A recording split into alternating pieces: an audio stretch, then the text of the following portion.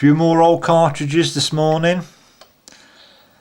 Wax paper, crimp closure, WLSG practice, made in England. I think that's probably come from a clay ground of some sort. Also the Trapmaster, loaded by GL Woods and Son, Ovington in Norfolk.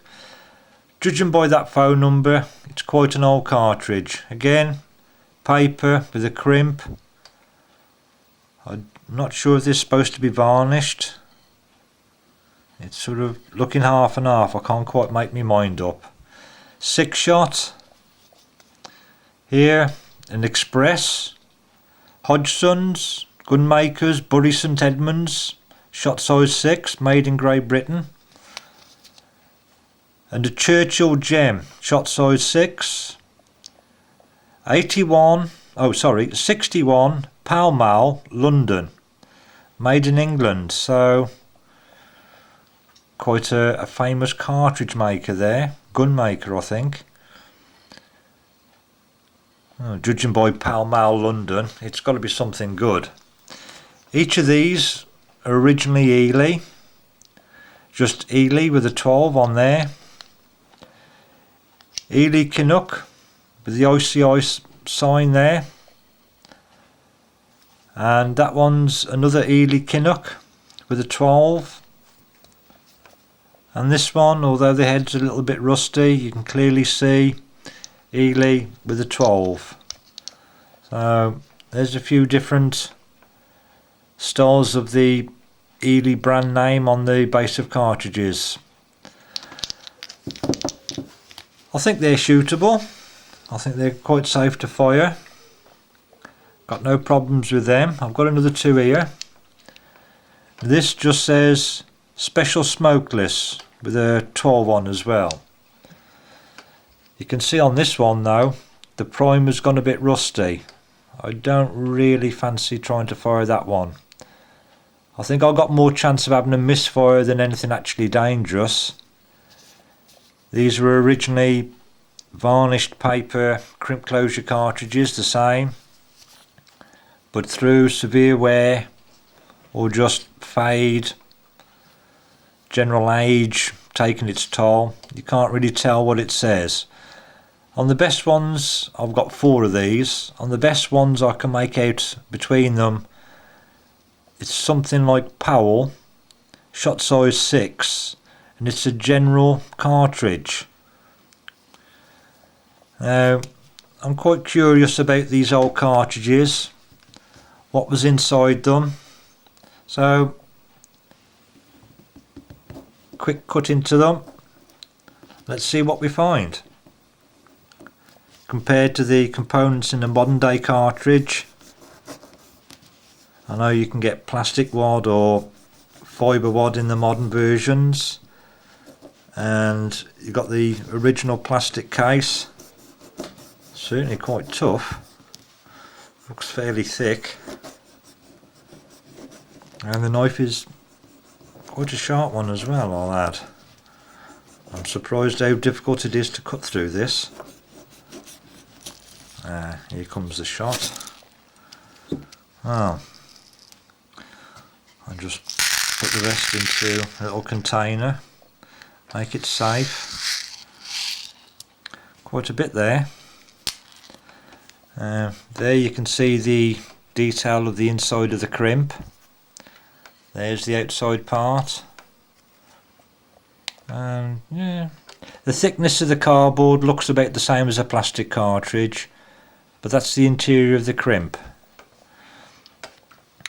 Looking inside there, you can just make out the inner wad. Keep your fingers and thumbs out the way. Cut down.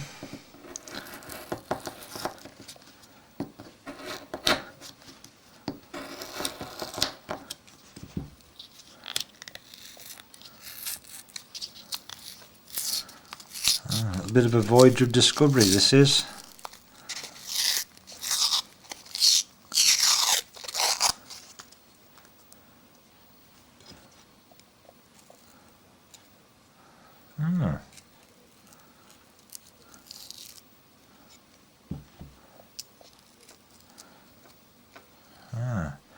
fibre wad.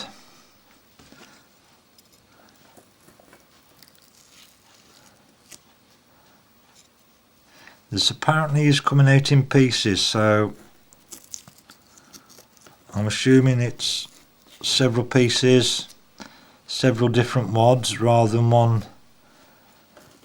splitting up. Can't quite tell though.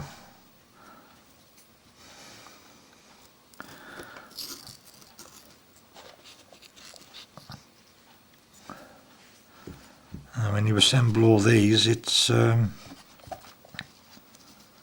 quite a length. Delve a little bit further inside.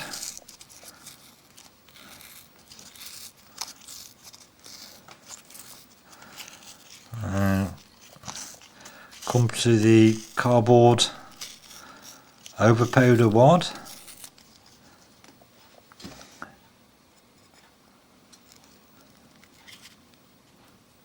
And there, it's nicely made compared to the fibre wad. Very neatly made. And there inside is the powder.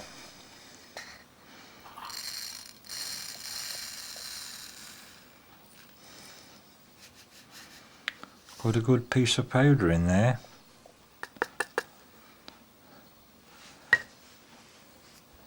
And you can just see the inside of the primer part there. And a few bits of grains of powder still stuck to the case. The quality is quite good, I think. Considering how old this possibly could be, with a little bit of rust on the outside, tarnished metal, and although if you think of the original look of the outside of it, didn't look all that clever, it was still quite strong, still quite sturdy, originally made fairly thickly, and those obviously would have been compressed down better and much better fit inside the cartridge. With this over wad for the powder, and the shot looks quite good as well.